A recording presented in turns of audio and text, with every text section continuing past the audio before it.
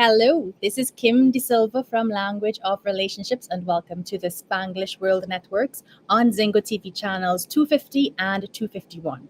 Please remember to download both the Zingo TV app and the respective app stores on iOS and Android devices. While you download, make sure to rate and leave a comment. The app is free.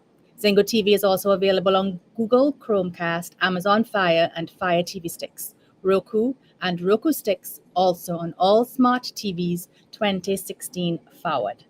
So, good morning, everyone, and please let me introduce my friend Heather Jones today. And you may have seen from our description before that today we're talking about life as a military spouse. Okay, now, Heather has firsthand experience of this, and we're not just talking about that, but it's the challenges that come with it being married to somebody who is, well, Heather, I mean, I know we're going to go into this, and the kind of work that your husband does, times away, how your life, how your family life is well, majorly influenced by that. Heather is also an entrepreneur. So, what kind of business has she been able to start? How can she help other moms in her same position do the same thing? And of course, issues like self-care, which is actually how Heather and I first met, by the way. But anyway, um, so Heather, welcome, and thank you for being here this morning. Thank you. Thank you for having me. I'm so excited, Kim. I always love chatting with you. Same here. I was so excited when we were like, you want to do this? Yes, let's go. All right. So, Heather, I mean, it's your business has changed a lot over the years, Yeah. but what would you say is how do you describe what you do? So today, what I do predominantly is let me I'm a life coach. So I'm going to talk about business, but I need to put out there I am not a business coach. I specifically deal with marrying the business and the life and all of the personal development stuff that go into building any part of that. So we deal with building yourself personally so that you can build yourself professionally. Mhm. So when I say life coach, this is what I mean. But I had to caveat with that because I am a life coach for military spouse entrepreneurs. So I do work with women in business, just not from the business aspect, Is if that that the- makes sense. like, It can no, be a little confusing. So I have to explain exactly. that. Yeah. And Yeah. as you said, for anyone who has ever started a business, there is a whole lot of mental work that goes into it. Like you just think, oh, I need a business name and a website, and no, no, no, no. Yeah. There's just a whole much more that you have to work on just for yourself before you Yeah. get to that stage. So yes. So go ahead. Sorry. No, not at all. Yeah, no, that's perfect. That's exactly true. It's exactly how I feel anyways. Oftentimes when we get stuck in our businesses, it's not that we don't know what we're doing in business. There's probably a little bit of that. Don't get me wrong, because if we've Yeah. never done it before and we're growing, maybe you don't know what the next step is. Yeah. Um, but often when we get stuck in business, it is because of the mindset stuff. Because Mhm. let me just throw this out there, kind of heavy at the beginning here. Um, Imposter syndrome is huge for entrepreneurs. Something Mhm. like probably over 80% of entrepreneurs experience imposter syndrome. And so it's very much doing like the mindset work and the identity work and all the things that happen outside of the business do contribute to building the business. Exactly. Yeah. Exactly. All right. So let's rewind a little bit to, I mean, why get started? Whew. Okay. So it's a journey. It's a journey for me to get there. All right. So I started, gosh, how far back do you want to go, Kim? Actually, maybe let's let them know, when did you meet your husband? Oh, wow, that's before entrepreneur stuff. Okay, so I met my husband. Oh, this is perfect. Okay, so I met Yeah. my husband when we were both serving in the army. Um, Mm. I always knew I was going to get out. From the time that I met him, I already knew I was not going to be a career soldier. I was going to do my enlistment, which was just over 6 years, and I was going to get out. I was going to go home to my parents. Right. And then I met my husband, and then that all changed. Well, sometime after I got out, my husband was supposed to get out. And he decided he wanted to do 20 years. He wanted to serve a career in the military. And so that was a huge conversation we had to have. I was already out of the service. I had a full-time job. I was building myself professionally. I was going to school for baking and pastry arts. I was going to open my own bakery. Did not know that. Oh, how have we known each other this long and I haven't told you that? Yes. So when he said reenlistment, I was like, oh, that changes everything.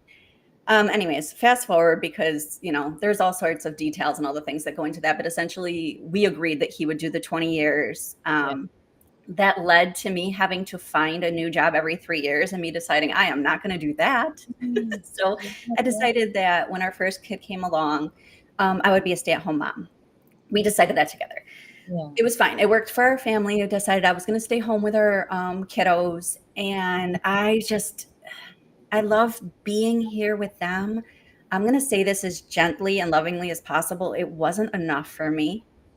Like, I needed something more that belonged to me, that gave me more purpose.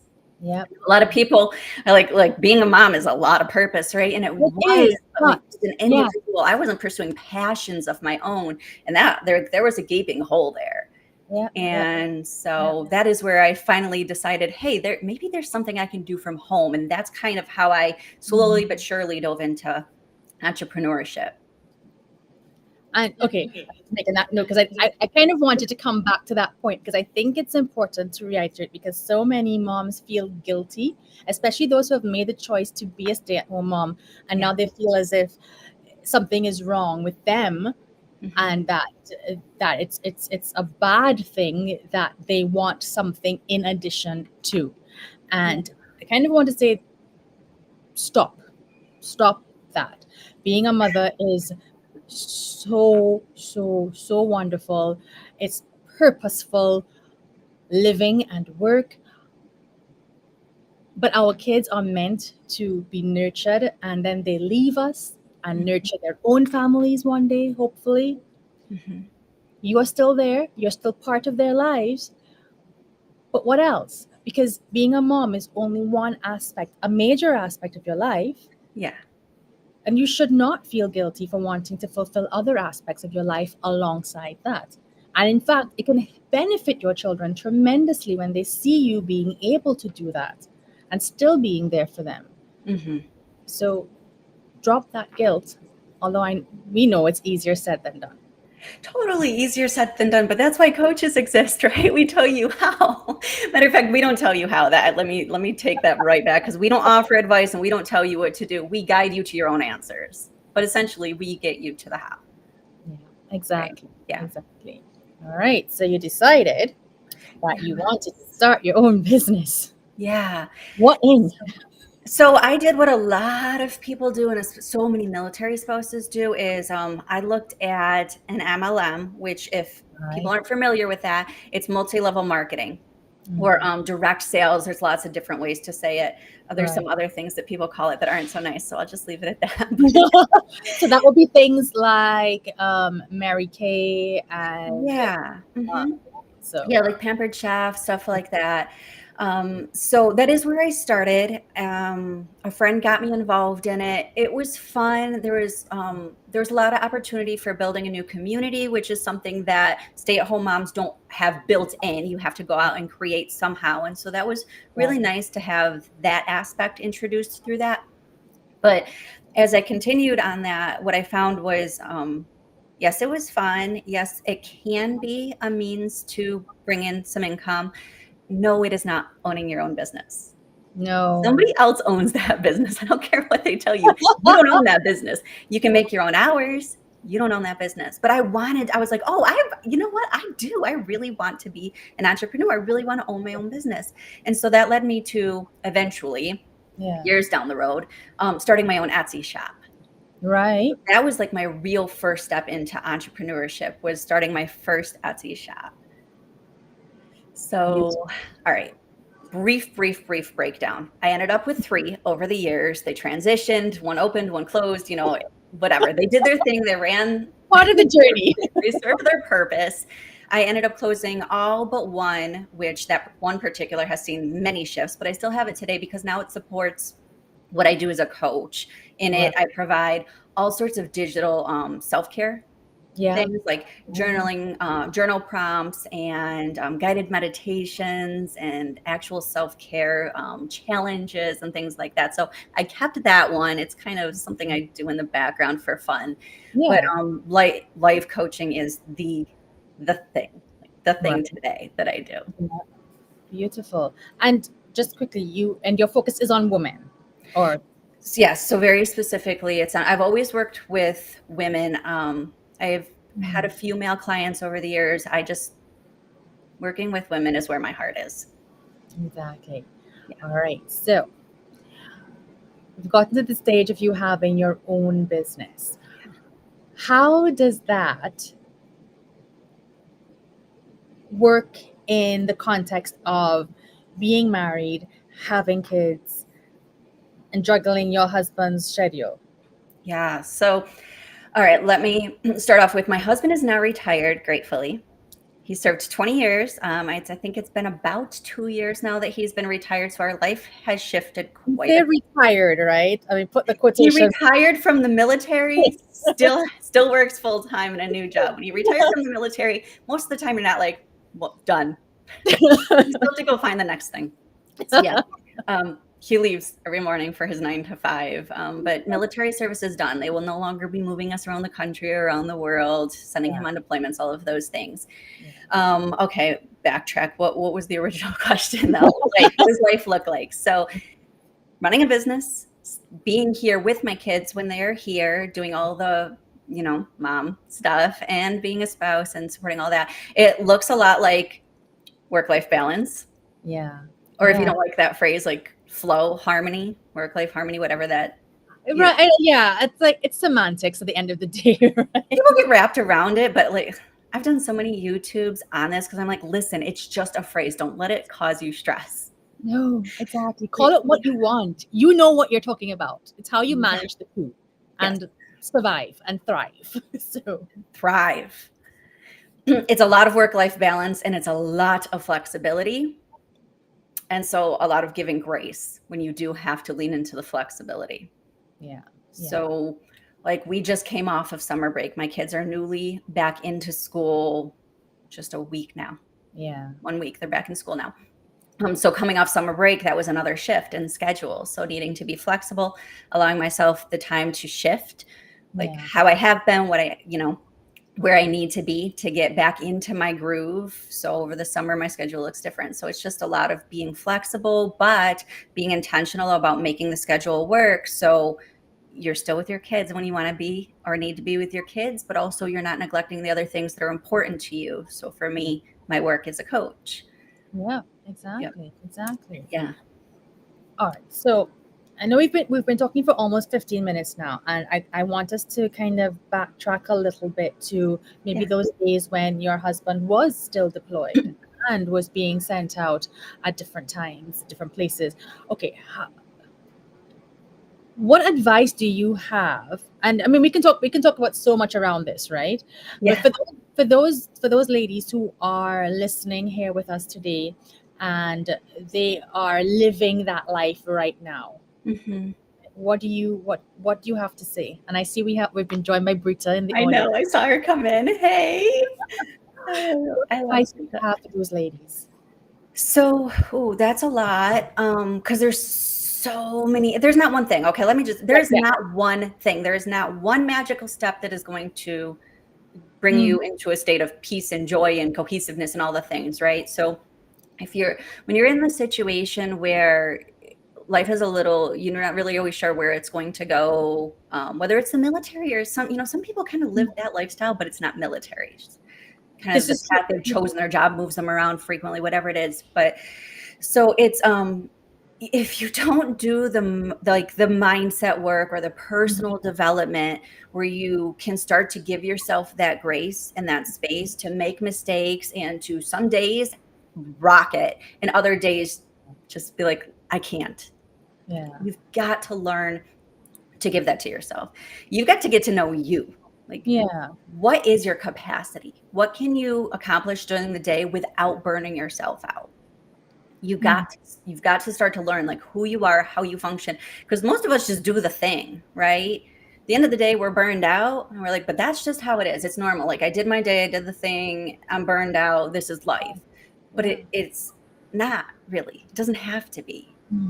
So if you can learn like what is your capacity? Where are your energy peaks? Where do you thrive? Where can you say no more frequently? Where are you giving back to yourself during the day, each and every day? You really got to start to pay attention and learn those things about you and about your schedule, and not just how you're serving others, but how you're serving yourself and how you can allow others to help serve you. Yes. All of those things are super important to not just survive, but to actually be thriving. We'll come back to that one in a bit too. I'm so glad you're taking notes. I always say I'll come back to it, and then I get to that, I'm like, I didn't go back to it. Always. All right. Now, as we said, that was a big question, a very overarching question that cannot be that it's a tip of the iceberg, right? Right. So I would say then, I mean, I know we've kind of talked about this a little bit, but couples in military marriages where one, especially where I mean, you are the more knowledgeable party in this aspect. Whether it's both partners are actively serving, or whether it's one, there are unique challenges for this type of couple. Yeah. And real struggles that make it hard for them to have a happy, thriving marriage. Yeah. What would you say is one of the biggest challenges you've seen come up? But 1 second, and I see and from the audience we have love how realistic and doable these tips are, because they are. They're really are. I love that comment, and I'm glad that feels realistic. That's good. Yeah, that's good. Thank you for that. Challenging. So some of the biggest challenges, I will say there are two that come to mind, to top of mind. I'm sure there's a zillion, but off the bat, two top of mind. One is so let's say for a spouse who hasn't served, and maybe hasn't really truly experienced a lot of military lifestyle quite yet. One of the biggest things is the shock and how little control your service member, your spouse, has over their schedule. So like when their leadership says you're going to the field, pack up tomorrow, we are going TDY, which is temporary duty. So like another location for maybe it's a week, maybe it's a month, not really a deployment, but just, a training or something, for example, right? Sometimes those things are like, hey, we're going tomorrow or next week. And you're like, but I had such and such planned. I wasn't prepared for that. Yeah. And it can be a lot of tension in the relationship. Your service member doesn't necessarily have a say. Like 99.999% of the time, they don't have a say in that. So it's just as stressful for them, but that is the lifestyle you all chose. So this is where we talk about like, yes, I talk about boundaries a lot. We should come back to that. But this is where I talk about like, we've got to maintain that flexibility. So that's being able to shift, having the mindset like, okay, it's not what I planned. It's not necessarily what I want, but I can make this work. We're going to make this work. Right. And you can even take it a little step further and like, and we're going to make this work and we're going to do it in our style. So it's going to be good. It's going to feel good. Right. The other biggest thing is those separations. Right. They're huge and they're hard. And so they can be really, really tough on a relationship. Because you go for long periods without even being in contact. Yeah, so it's possible.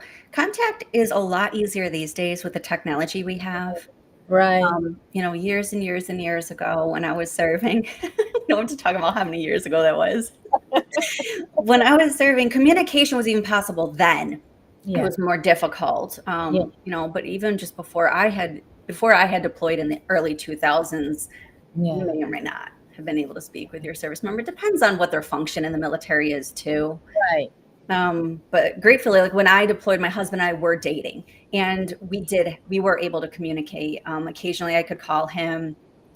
We were able to, like, we had chats. I don't even remember Yeah. what it was at that time. I am, whatever those things were at that time. What MSN?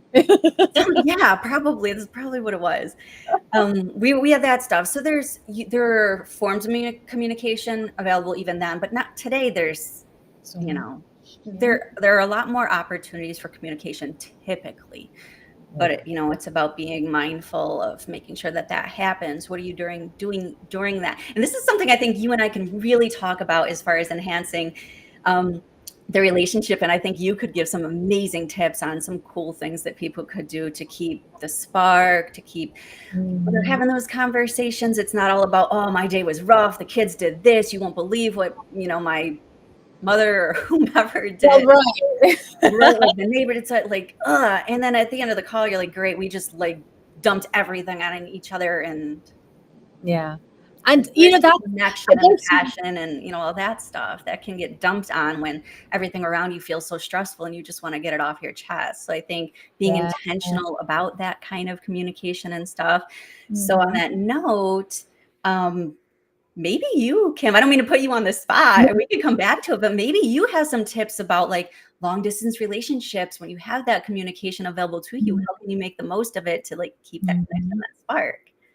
And I'm actually going to speak specifically to the military spouse relationship only because it's a little bit different in the sense of how you're more limited Mhm. and the pressures. So and I'm going to come back as well to what we were talking about before about letting others serve you Yeah. when you're in this situation, right? Mhm. So we kind of treat those calls, those times when you are in communication, as almost like your date nights, right? And I say that because, and I know I haven't been doing this show very long, so some of you don't know when I talk about date nights, I don't mean every Tuesday night we go out for dinner and a movie. I mean, real connection, intentional time where you're looking forward to it. It doesn't have to be every week. It just has to be at some point where you're both committed to having it and doing it and having fun together. Yeah. And the purpose of that really is to put you in a state of looking forward to spending time together. So one of the keys to looking forward to spending time together is to avoid, the harder conversations. Now, because who looks forward to having difficult conversations where emotions are going to rise and tensions are going to rise? Now, this isn't to say that you don't have to schedule some of those calls to Mhm. have hard conversations. You Yeah. are still part of a family, right? Mhm. So you still have to have conversations that you may not want to have in those environments, but make sure as much as possible you're also scheduling that time for enjoyment, for being grateful for each other, for celebrating each other, for literally enjoying each other. Yeah. So you can use your calls as that opportunity because that literally is the opportunity that you have Mhm. in time, right? You can Google ideas on, things to talk about, or, you know, you can play. I mean, They have you like can these conversation cards that I think are so good for, for yeah. these kind of things Mhm. exactly. You can play virtual games even Mhm. while you're in this situation. The idea again, that intentional time where you are actually having fun and enjoying each other. Yeah. Right. Okay, but I need to vent. All right. So I'm not talking about, you have a major issue to discuss about the two of you, about your family, something that's directly impacting. Let's say your mom is stressing you out, your sister is doing some utter crap again, and you want to vent about these things. This is probably where you want to lean into your community. So as Heather pointed out, Mhm. how can others serve you? Yeah. Right? So I don't know. I mean, Heather, in your experience, for you personally, and then with others that you've seen, are these ladies building up a tribe around them? Or what opportunities are there? Because that is who you go to vent to about the smaller things, the more daily annoyances, Yeah. not your partner. when they're 100%. I'm so glad you said that, Kim. So yes and no, right? It's Mhm. everybody's different. Yeah. So the answer is yes and no. So I'll say from my perspective, for example, I love being around people. I've always enjoyed having relationships with other women. I've always liked like having girlfriends, and so I'm very social. I will go out. My kids think I'm nuts. I turned into my mom in this way, just like I used to think she was nuts. I'll go to the grocery store and I'll talk to people, and they're like, "Do you know them?" And I'm like, "No." They're like, "Why'd you say that?" I'm like, "I don't know. It seemed fun." I just talk to people, right? So building a community has gratefully come pretty easily to me most of the places that we've been. There have been challenges in some, don't get me wrong, but generally, yes, like building a community and leaning into a community has been something that I do. And Right. I know a lot of other women do as well. Then I Right. know that there's another category of women who either there's so many reasons why they haven't. It could be trust issues. There could be maybe they're more introverted, Yeah. not really wanting to get out and put themselves out there. And so while they want the connection, it can be hard for them to find it. Yeah. And then some people just don't know what's available to them. So I think that there are probably all sorts of communities that are available to all of us, whether it's leaning directly into a community of other military spouses, or more specifically, military spouse entrepreneurs, Right. or, if there are other interests that you have, and maybe that's the community that you lean into, you start getting involved in other activities and things that you can pursue those interests with those people. But I Yeah. don't think that everybody realizes that those are available to them or knows how to find them. Yeah. So, yes, some women absolutely do find their community and lean into it, and some don't. I will Yeah. also say, though, that I think even those of us who have a strong community, most of us shoulder burdens that we don't need to be shouldering because it's so Ah, hard to ask for help. Because why? It feels weak, right? Aren't you supposed to be able to do it all? She's doing it. Aren't I supposed to be able to do it? but is Right. she really doing it all? Exactly. Exactly. We could have so many other little conversations about this. We're comparing ourselves. Why are we comparing ourselves? Why do we think that we need to carry it all? Haven't people told you 1,000 times, I'm here for you. Let me show up for you. And you're like, yeah, no, Mhm. I've got it. But you don't. Yeah. Because we're so worried that, if I don't do it, what does that mean about me? If I ask for help, what does that mean about me? Right. Mhm. Mhm. Exactly. But why not ask for help? Okay. So I said coaches don't give advice. And in a session, we don't. But in this setting, we do.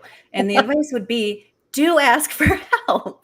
And not just that, when people are like, can I help you? Get out of the habit of saying, no, I've got it. Yeah. Yes, Exactly. please. Can I take Exactly. your kids for a couple hours? In your mind, oh, no, I can handle it. But you have to? You No. have So to. say yes, please. And then go kick your feet up or, go for a pedicure or whatever. Yes. Take a Exactly. nap. Mhm. And I think it was one of my old one of my old coaches. One of the things that he had said was, if someone asks you, can I help you? And at that moment, you can't think of anything. Mhm. There's nothing wrong with saying thank you for that offer. Can I come back to you? Yeah. And it also kind of makes sure that the person who's offering the help is being genuine, because when Yeah. you get that response of like, yes, not right now, but I want to come back. Yeah. Or sometimes you do need you need help, you're overwhelmed and you're at your capacity, but you're not exactly sure what to ask for or what they could provide you. You could say, "You know what? I really do need a shoulder or something right now. I just don't even know where to start with it." And maybe Yeah. that opens the line of communication and what they could, how they could show up and support you, what they could offer. Yes, exactly, exactly. So don't be, and I think very often that's actually the issue. It's not so much that we don't want to say yes, it's that we don't know what even to ask for. Yeah. So then just say that. Yeah. And as you said, that opens up a different type of conversation where you can begin to get clarity. And actually, I just want to make a little comment here about Mhm. working with your mentors and your coaches. that type of clarity comes because you are asked to answer those questions. You're Mhm. asked to think about them, to define things that you've never defined before. Yeah. When you make a comment, don't ever tell your coach, I don't have time for something. Or I wish I had more time. Because, oh my gosh. Especially not me, because work-life balance is my favorite phrase. You don't have time, we're gonna make time. We're going to make time. And we're going to discuss when you say you don't have time, what does that mean? Yeah. What exactly? Because you have time to brush your teeth, right? We Yeah. hope. So Yeah. where are we finding this time? Yes. Yes. Yeah, and there's a lot, believe it or not. So time isn't just about working out your schedule and seeing like, what can I do with my schedule? Where can that fit? Where can I eliminate so that I can sub things? And it's not just about that. There's a lot of mindset work around not having time, thinking you don't have time. So Yeah. yeah, Yeah. that's a whole topic. It is, and I'm not going to take us off on that tangent, but we're kind of going to touch back on it from the self care perspective. Hmm. But there's also that idea of breaking yourself out of saying that, because it's such an automatic response sometimes. Oh, I didn't have a chance to get to that. I didn't have time, Hmm. and it's like reminding yourself because you are in control, right? Like Yeah. you chose not to make it a priority. And Uh-huh. it's not making you a bad person, but it's letting you be aware of that was your choice. I think you talked about the life you chose earlier, you know, but again, that was your choice. But that can be very empowering as well, because then you can also make a choice in another direction. Yeah. It all Yeah. comes to you. Yeah. Yeah. You absolutely get to claim ownership of what your Yeah. time, what your schedule looks like, I mean, to some degree. Like, Agree. Yeah, we know. Oh, I have yeah. kids, and their schedule does dictate a lot of my schedule. Um, because but those are things that are important to me. So through them, those are things that I Yeah. chose to support alongside them. But that doesn't mean that they are the only things that exist in my schedule. So I Right. still get to claim, responsibility for my schedule and determine, like you use the word priority. So something that I started, because I'm one of the people who are like, I don't have time for that. I don't Yeah. have time for that. There's nothing wrong in saying that per se. Like, it's not a bad thing to say. It doesn't Yeah. make you bad. It's just, is it true? So what I've started saying, so I'm being completely honest with myself, is um, either it's not a priority, Yeah. or if it is, I haven't made it a priority yet. I need to look at that. Mm-hmm. Mm-hmm. So it shifts your idea around, do you have the time or have you not made the time, and why not? Is it a priority? Is it not a priority? If it's not a priority, that's okay. But now you know it's not a priority. So be honest with yourself that it's just not a thing that's going to take precedence right now. Exactly, exactly. But as you said, this is a whole like 2 day conversation that we could have on the idea Minimum. of our time. All right. So I want us to go back then to it was okay. It's kind of been it's been underlying some of what we've been talking about, and you just said when you look at, for example, things that you're making a priority in terms of your Mhm. schedule, things that mean a lot to your kids, Yeah. those are things that are going to mean a lot to you Yeah. because it's important to them, and you're here to support them, and you want to have that be a big Yes. part of your life. So looking at something like that where we want to show up for our kids, we want to support them in what's important to them.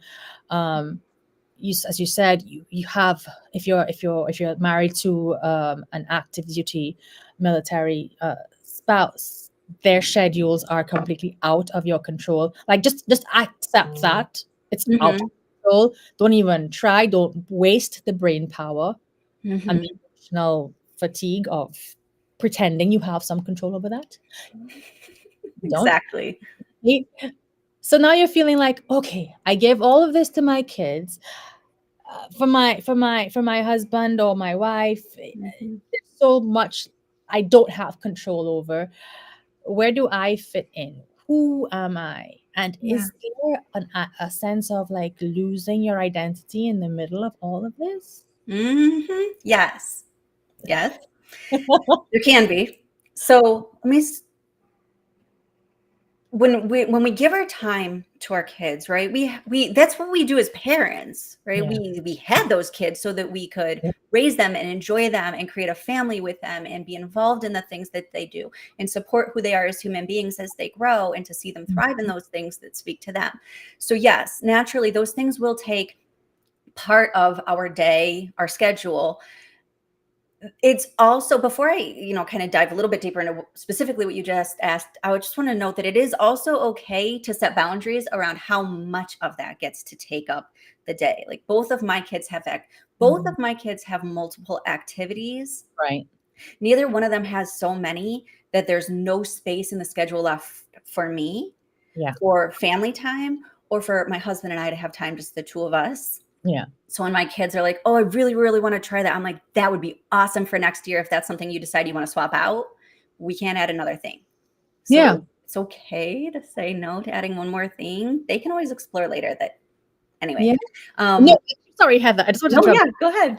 That is so important Mm. because so very often as moms, we get tied up in that whole, well, this is what they want, it's what they need. Is it what they need? Is it really what they need? And part of what they need is you, healthy, calm, functional. Yeah. They need parents who have time Mhm. to work on their own marriage, to create that stable, strong, loving environment for them. Yeah. So no, it's not. Don't feel guilty if you tell them no for one, as you said, for one more thing. You've already made sure that they have things that fill them up. Mhm. You have to fill yourself up too. Yes, and they need to see that you're doing that. They have to Exactly. see that you're doing that because that is what they are going to learn is normal. Exactly. Make their normal caring for yourself as well as caring for those that you love. Exactly. The time that you as again with the deployments, you don't get that. They don't get to see you and their other parent together very often. So when you have those moments, make sure, yes, they do get to see both sides. They get to enjoy the full family time together, Yeah. but they also get to see the two of you celebrating and enjoying each other. Yeah. Because that's Yeah, absolutely. yeah.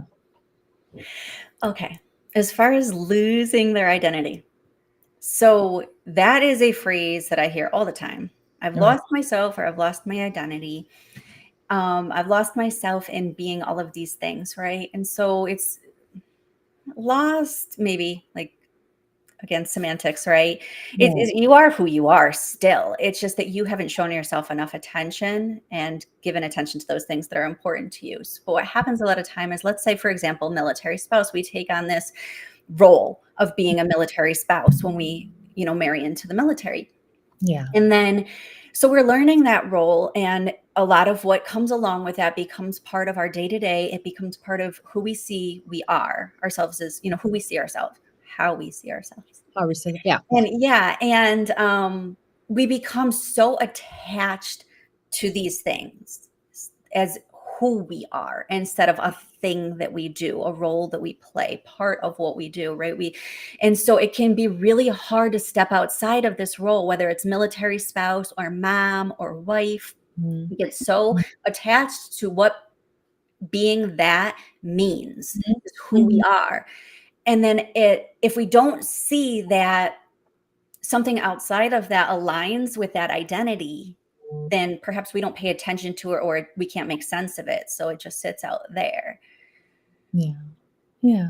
It's really important to do that work to realize this is what I do. This is not who I am. So I'm a military spouse. I am a wife. I am a mother. I do all of these things to serve in that role. But at the core, I am a person who loves to give back to others. I am a person who loves to be with animals and see animals like thrive. That's very much a Heather thing. I know you know this, Kim, me and my butterflies. Yeah, and y'all, we're not just butterflies, not bunnies and kittens and All the puppies. things. No, Heather picks up like the slugs and the lizards and the snakes. Oh my But like, it's who I am. Is I love to bring joy to other people. I love to be amongst nature. And if there's an opportunity for me to serve in that way, like to help an animal, you know what I mean? Like that's what is at the core of me. So does that fit inside of being a military spouse or a mom or a wife? No, but that's okay, because those things are not who I am. Those things are what I do. Yeah. Who I am Yes. is who's the person inside. And so when we talk about losing our identity, it's just all those things are still inside of who you are, and you can make them a part of whatever rules you're playing. Yeah. But like we forget those things because we get lost in the chaos of serving others and life, day-to-day life and all of those things. Yes. So that word that came up a few times throughout since you and I have been talking together, and is probably at the core of most things, is intentionality, like being intentional, being aware, and then being very intentional with that. Yeah, exactly. And actually, on that note of being intentional, I want to just touch on the self-care aspect a little bit. So, for example, there's someone I work with, and one of the things that we've been looking at, it's how she can do more for herself.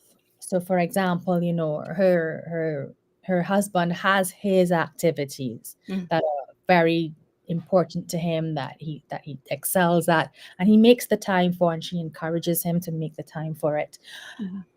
And then she looks at it for herself, and she's like, but what is mine? Yeah.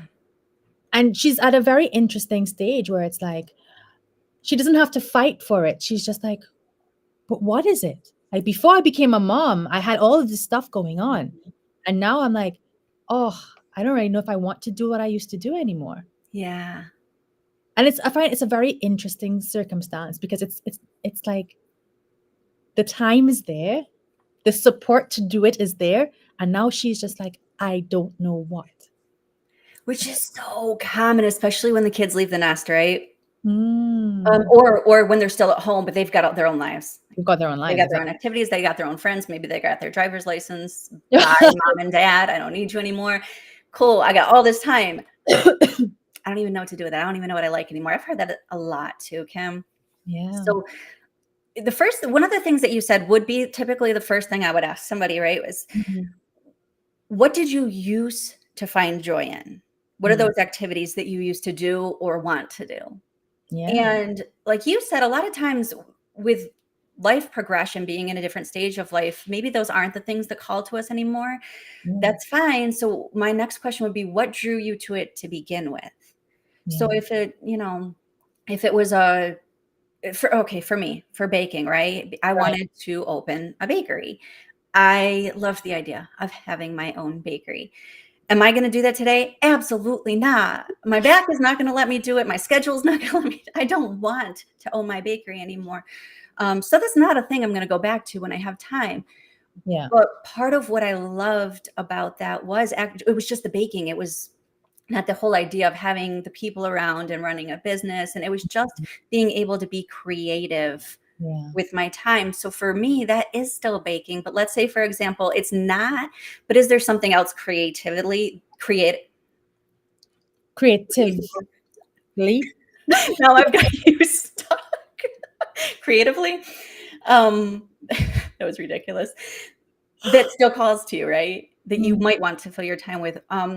Was it not necessarily, maybe it was the connection that you got in that activity. So is there another way to revisit how you can still get that same connection, but through different means, like different activities, right? So you can still start with what you used to enjoy and see if there's a spark there. Like what was it about that thing? And is there another way you can pursue it that would give you that same, underlying effect? Right. And what about for the lady who feels like this is just another thing to do? Because I'm coming from that place of, if we're on social media, we see a lot of stuff about self-care, and you have to take care of yourself, and you have to do things that fill yourself up. I mean, we've talked about it already here. We've said the things that are important. And, I also have heard the other side of that, where it's like, I know I'm supposed to, but it just feels like another thing I have to add to my list. Yeah. And then there's this idea of like, I'm failing because I don't even know how to take care of myself. Yes. If self-care feels like it's a thing you have to do, it's just like a checkbox because you're supposed to do it, then it's not self-care because it's probably stressful or annoying or boring. And that is not rejuvenating. It is not filling your cup. That's not self-care. No. Even if it's like, oh, I went to get a massage, that's such great self-care, right? But my whole time my mind was on the next thing I had to do. No, that's not self-care. Right. So it's about changing your idea around what self-care is, what it has to be. It doesn't have to be anything specific. It has to be whatever you need it to be. So you get to define that.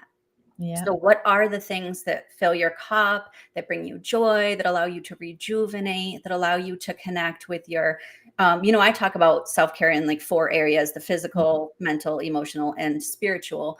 So what is it about what you're doing that allows you to connect with those things? So you may already be doing some of those things, but are you being present in the moment during those things? Right. So something super, super, super simple is we're all washing our hands all day long. We're all taking showers every day, most days of the week. And we're usually like, is it self-care in that we're maintaining hygiene? Yes. But is it in self-care in that we're filling our cup, we're rejuvenating? Not for most of us, because most of us are just rushing through it and our mind is wandering, thinking about the next thing, or either, dwelling in the past or stressing or whatever it is. So there's an opportunity to take those moments and just be present in those moments. So you can be doing deep breathing. You can listen to music that calms you or uplifts you. And there's all sorts of things that you can do in those moments. As long as you're present in those moments and you're feeding yourself, so to speak. So, I mean, those are just simple examples of how every last one of us can do self-care every single day. But what else feels like self-care to you? Like, like I've mentioned 1,000 times, baking is self-care to me when I get to do it by myself. If I have to do it with my kids, it doesn't feel like self-care. It feels like a task. Will I give that gift to my kids? Yes. And that gift of us being together during that time? Yes. Is that self-care? Absolutely not. They're stressing me when they're spilling stuff all over the floor. But what are the things that you enjoy doing that you can give to yourself? And then just be really intentional about being present in that moment, not letting your mind wander to what else is going on around you, what you got to do next, what just happened, that upset you, right? Just be in that moment with that thing. Exactly. And why that is important, it's what we're coming back to again, is that idea of identity. You as a mom, that's one part. You as a wife, that's another part. You as a wife supporting someone who's in the military, that's a huge piece as well. What are you doing for you? It is so very important because you want to be able to feel that sense of control for yourself, that sense of empowerment for yourself, so that you're not trying to find your validation in other areas and being resentful of the life that you've created. Yeah. Now, we're about to wrap up. So, Heather, I just want to know, is there anything that you want to leave our listeners with? And on that note as well, we're going to drop some links for you as well on the social media channels where you can find Heather and find out more about what she does. So if there's one thing you want to let them know, what can you do for them? Yes. Okay. So being a military spouse is an exceptionally difficult job. No ifs, ands, or buts. It is exceptionally difficult. And one of your absolute biggest assets is going to be your community and your connection to resources.